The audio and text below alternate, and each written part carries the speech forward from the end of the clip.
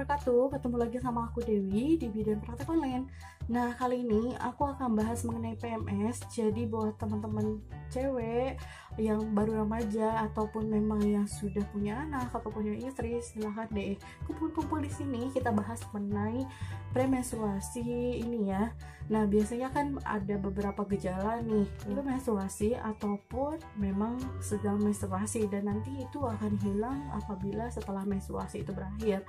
Nah, biasanya kan PMS ini bikin kita nggak mood yang ngapa-ngapain, pengennya tiduran, pengennya main HP, pengennya mager gitu ya. Ya pokoknya pengennya nontonnya drama ya kayak gitu deh. Jadi kan kalau PMS ini sedikit mengganggu aktivitas kita dong. Aku mau jelasin tentang PMS dulu sebelum teman-teman mengetahui nanti bagaimana cara mengatasinya. Nah, PMS ini adalah suatu kumpulan gejala perubahan dalam masa head gitu. Jadi misalkan perubahan dari fisik kita, perubahan dalam segi emosional. Nah, biasanya memang ada beberapa gejala kalau misalnya teman-teman mengalami PMS ini. Nah, PMS ini kan biasanya kan PMS ini dirasakan sebelum menstruasi ataupun pada masa-masa menstruasi kemudian menghilang setelah akhir masa menstruasi. Nah, sebenarnya sih ada beberapa tipe dalam PMS ini. Nah, PMS yang pertama adalah PMS, yaitu premenstruasi molinima. Nah, molinima ini adalah teman-teman yang cuma hanya merasakan perubahan dari fisik, misalnya nyeri pada payudara, nyeri pada perut rahim gitu ya, perut bagian bawah lah, terusannya ada yang ngerasa kembung, dan juga kadang-kadang teman-teman itu merasakan sakit kepala gitu. Nah, itu teman-teman termasuk teman adalah tipe premenstruasi molinima ini gitu. Nah, yang kedua adalah tipe premenstruasi sindrom. Nah, tipe premenstruasi sindrom ini biasanya teman-teman akan merasakan gejala mudah tersinggung, cepat marah, inginnya marah-marah aja gitu ya. Udahlah, pokoknya kalau misalnya orang ngomong begini, kita nggak suka langsung marah-marah kayak begitu. Terus juga kadang ya up down gitu, kadang tiba-tiba pengen nangis, kadang-kadang ya pengen marah-marah, kayak begitu aja pokoknya dari segi emosional deh, kita tuh selalu baper gitu. Jadi nah, berarti teman-teman kalau misalnya merasakan gejala seperti itu, teman-teman masukkan tipe premenstrual sindrom gitu. Nah, yang ketiga adalah premenstruasi yang memang cukup berbahaya dan cukup berat. Jadi teman-teman jika merasakan gejala yang lebih parah daripada itu, sampai misalkan merasakan sakit yang berlebihan ataupun merasakan perubahan psikologis saat mengalami menstruasi, nah teman-teman harus berkonsultasi tentunya. Jadi jangan sampai didiamkan gitu ya. Nah, untuk yang terakhir adalah ini adalah termasuk premenstruasi exacerbation. Ini termasuk adalah premenstruasi exacerbation. Nah, untuk premenstruasi yang terakhir ini adalah premenstruasi yang terakhir ini adalah premenstruasi yang memberikan gejala yang ekstrim yang mengakibatkan buruknya segi medis ataupun psikiatrik kita. Nah, tentu ini benar-benar harus dirawat. Jadi kalau misalnya teman mengalami tipe yang terakhir ini, tentunya teman-teman harus berkonsultasi ke dokter spesialis kandungan gitu. PMS ini bisa terjadi, bisa nggak sih PMS ini tuh nggak sampai terjadi, bisa nggak sih PMS ini nggak terjadi terus sama perempuan? Tentunya kan ini menghambat aktivitas, terus nggak bisa ngapa-ngapain, benar nggak sih? Nah, aku juga pernah mengalami hal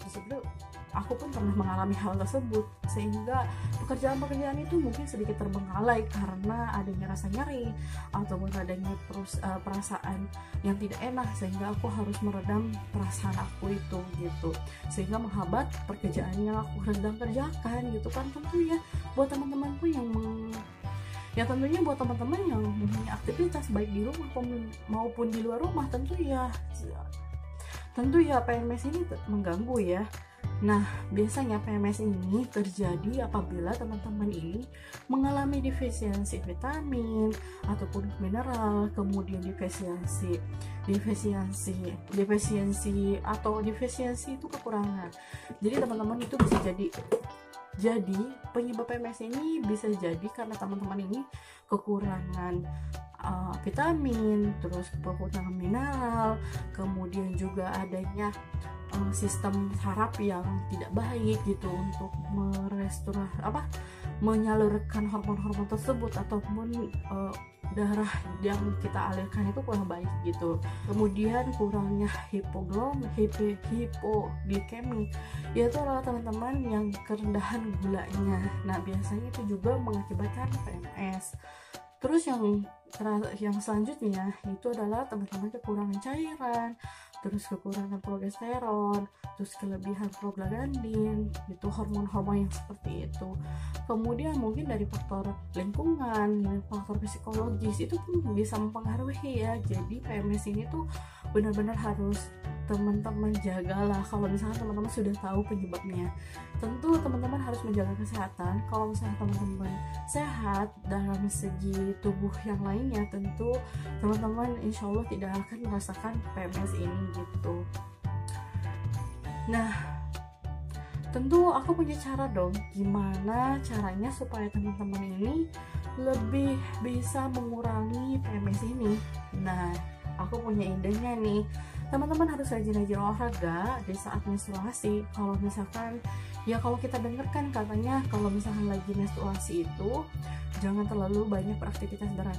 Ya tentu sih sebenarnya seperti itu, karena sedang mengeluarkan darah, kalau otomatis kita ada kemungkinan anemia ataupun kekurangan hemoglobin. Nah seperti itu. Nah namun teman-teman diperbolehkan untuk olahraga ringan, misalkan jalan kaki, tidak lari lambat gitu, tidak cepat, terus misalnya naik sepeda ataupun berenang, ataupun olahraga lainnya yang kira-kira lah yang bisa teman-teman lakukan. Nah karena olahraga ini ternyata bisa memberikan efek supaya kita mengendalikan emosi kita gitu. Biasanya kan kalau kita lagi PMS nih, pengennya kan marah-marah, pengennya tuh apa-apa sensitif lah, pengen nangis tiba-tiba atau apa.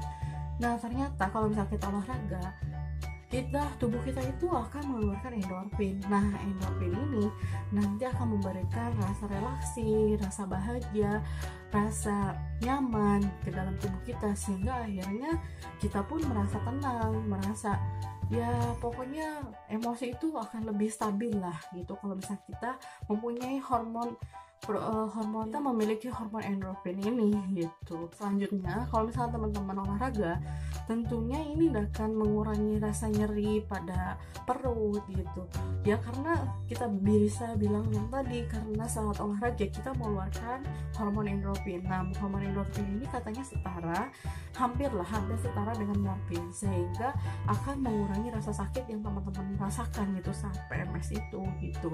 Nah tentu yang selanjutnya juga, olahraga ini kan tentunya dapat mengurangi rasa kembung ya. Nah karena pada menstruasi ini tentunya adalah perubahan hormon, sehingga akhirnya terjadinya retensio cairan lah seperti itu, dan mengakibatkan perut kembung. Tapi dengan olahraga akhirnya cairan itu akan lebih ketimbang olahraga, tentunya teman-teman akan mengurangi rasa kembung tersebut gitu. Ya walaupun tidak harus olahraga berat ya, olahraga ringan aja itu sudah cukup, karena pada masa menstruasi juga kita perlu hati-hati, karena kita kan sedang mengalami menstruasi, sedang mengeluarkan sel-sel darah yang memang mengeluarkan sisa-sisa, dan kita sedang mengeluarkan kotoran sisa darah yang kita kan sedang mengeluarkan darah. Nah bisa jadi tubuh kita itu sedang mengeluarkan hemoglobin, ataupun memang dalam keadaan yang letih, lesu seperti itu. Nah kalau misalkan memang kondisinya tidak sanggup untuk olahraga ya tidak apa-apa, nanti teman-teman silahkan aja untuk mencari kesibukan lain untuk menstabilkan emosi kita dan mengurangi rasa sakit tersebut gitu.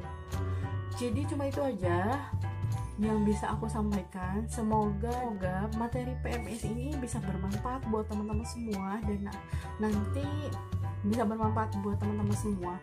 Jadi terima kasih buat teman-teman yang sudah nonton sampai selesai, dan sampai jumpa.